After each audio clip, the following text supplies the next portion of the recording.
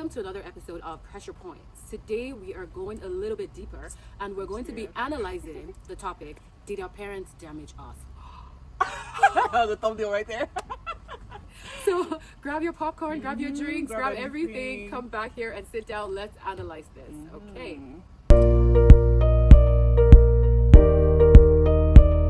Welcome back. So now that we're all settled and we're going to go into this conversation, did our parents damage us? This topic has been sort of swirling around social media It really a little bit here, yes, right? yeah. And the thing I'm noticing is it's not just like Nigerians talking about it. I'm seeing people talk about like Caucasians talking about it, Latinos talking about it. Like there are other people that are talking about, even other African countries that are like, you know, how did our parents parenting impact us, and then how is that impacting our own parenting now? Because a lot of us are now parents, right? So what are your thoughts?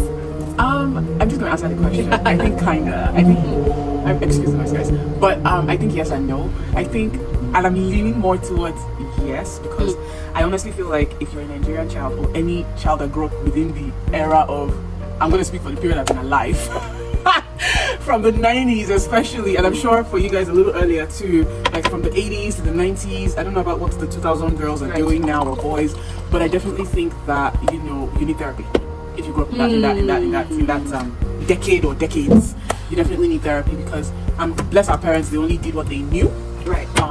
Based on what, you know, their peers were doing or what the pop culture was at the time. But I don't think it served us, and I think it also served us, because the strength of character that came from how they. I think those are trauma responses. I honestly cannot, like a lot of the kids I see goodness. now, and just the things that they're not willing to tolerate is almost borderline annoying to me. I'm like, what's wrong with this one? Because like some things we're tough, we're very, very tough.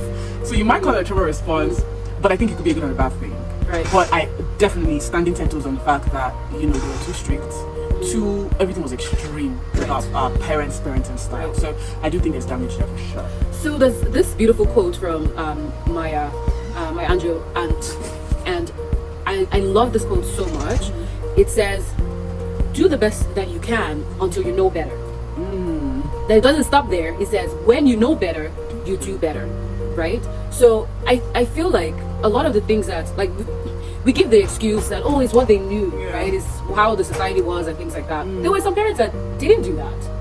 What's the percentage? Right? I hear that, but there were some parents, a majority, like, were too extreme, there was all that. Yes. So my thing is, now that we are adults and we are parents, what is the conversation like to be like, you know what, this was a little crazy, this was a little too much, right? Like, we got that unhealthy fear of our parents. You can talk to them about stuff and things like that, and then now where is the accountability piece, right? Where they're saying, you know what, I messed up, I did the best I could because I didn't know better, but now we're letting you know better. How is that happening? What is that conversation? Even the funny thing about it is that this doesn't apply to your grandchildren. Like so they come for a mobile and whatever, and they're just the sweetest big hearts with their grandkids. But now being an adult and like taking stock of a lot of the experiences I had as a kid, and being a mom now myself, I just know I've handled things so much more differently. And it is unfortunate that they're so stuck in their ways that even now that you think you're grown and you want to like maybe relive some of those experiences with them and be like, do you know you went about this matter? What happened? Yeah.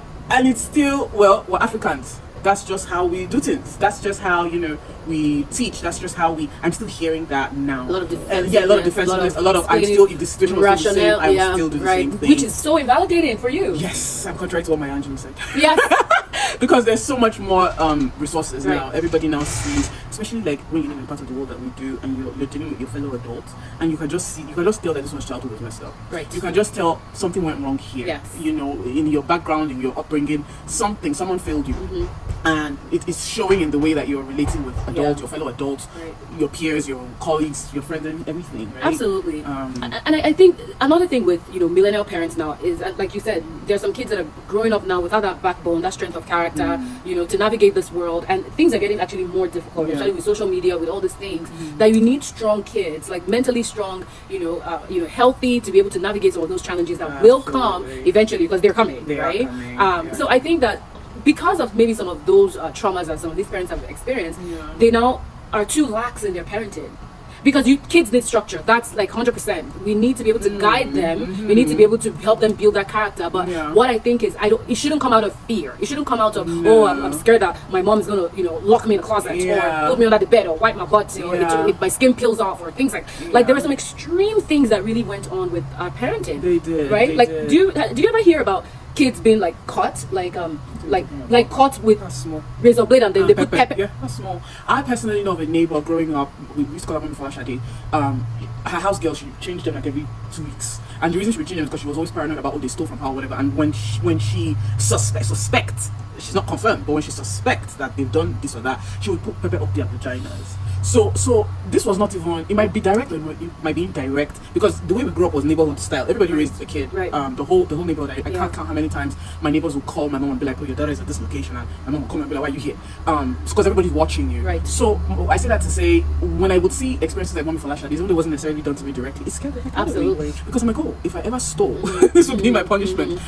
So this is why I say it's a good and bad thing. Right. We have to be able to find us now. The onus is on us now to strike a balance. I will not be raising no lily livered kids, for sure. 100%. I can't stand it. I honestly just feel like it is why you will get bullied, right? Yep. Is that people You have to be able to put your foot down. People can cite weakness from a mile away. Absolutely. So we will not be raising weak No, kids. we will not. You must be able to take feedback, constructive criticism. You must be able to take humor and not internalize it, because I find that some jokes are not even jokes anymore. Like, people take offense to the silliest of things. Every little thing is mental health.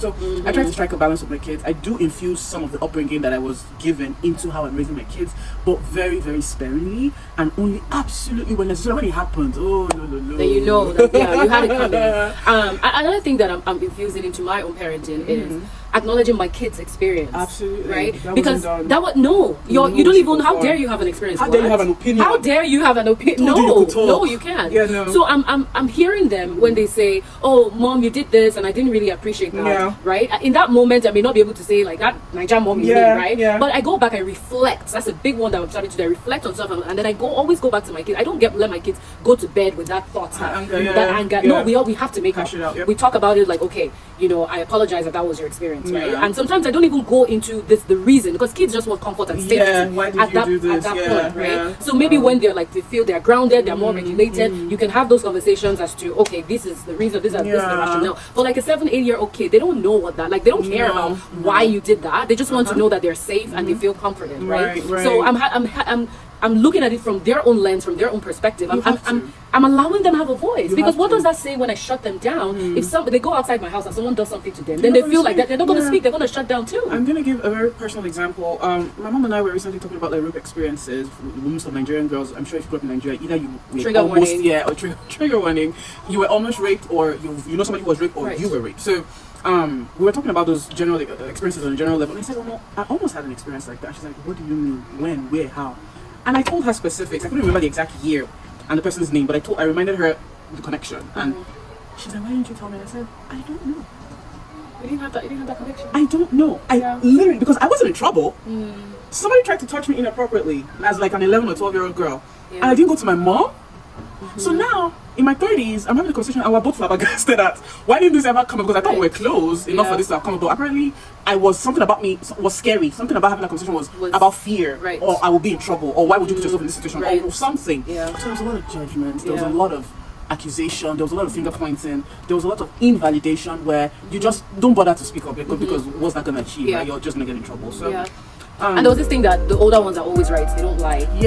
So that you're the one that's always making things up, which is ridiculous. I don't really understand what that is. But you know what? I would say, first of all, I'm really sorry that you had that experience, and a lot of people that are probably watching us also had that experience. I had my own experiences too. But this is not what that is. This is not why we're not discussing that today. Maybe another time we'll go into some of those things. But what we're saying is that we're saying a lot of our parents, the upbringing was too extreme. There was a lot of damage. A lot of people that I know that have cut off ties with their families, their mom, their dad, they're like, no, I'm not doing this with you. In my adulthood, there's a lot of boundaries and things like that. And it's very sad. And I think that the biggest reason for that is because the parents now are not even wanting to take accountability, are not wanting to, they're staying under that guise of, oh, this is what I knew, this is how I, like, that's what I knew. We understand that. But if someone is coming to tell you this is how you hurt me, I think that they deserve at least some form of accountability from you to say, okay, I acknowledge that was your experience, I'm sorry that happened and things like that, to sort of try to make that kind of repair.